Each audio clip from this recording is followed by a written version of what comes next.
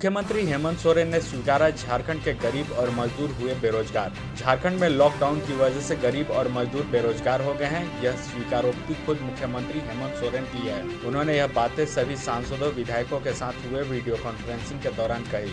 उन्होंने कहा कि सरकार ने कोरोना संकट से निपटने के लिए तैयारियों को लेकर 200 करोड़ रुपए का उपबंध कराया है, पर 22 मार्च के बाद से लगातार राज्य में लॉकडाउन जैसी स्थिति है। पहले तो पता नहीं चला, अब कोरोना संक्रमितों की संख्या लगातार बढ़ रही है। हमारे राज्य में बहुत बड़े पैमाने पर जो मजदूर शहर में काम करने आते थे, रोजगार चली गई, सब गांव की ओर रुक कर गए, गांव चले गए।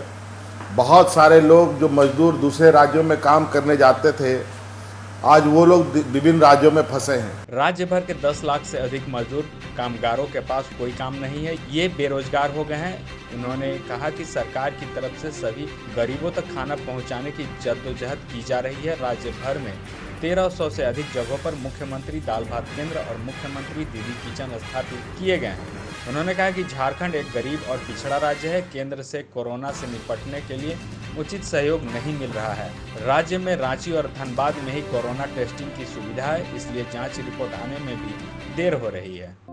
CCL के लाल लाडली कायाकल्प scholarship, mission engineering 2022, coaching IITians द्वारा, सारा खर्च CCL द्वारा। हम कोयला वाले घरों को रोशन तो करते ही हैं, बच्चों का भविष्य भी संवारते हैं। हमने यह कायाकल्प स्कॉलरशिप 2013 में शुरू की थी। सफलता लगभग 100% है।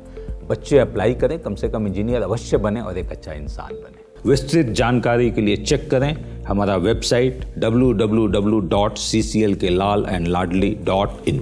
लाइव झारखंड ब्रेकिंग की अपील। कोरोना वायरस के संक्रमण से बचने के लिए घरों में रहें और सुरक्षित रहें। हम भी आपसे यही आग्रह करते हैं कि लॉकडाउन के दौरान घरों में रहें और सुरक्षित रहें। खुद का ख्याल रखें और दूसरों का भी ख्याल रखें।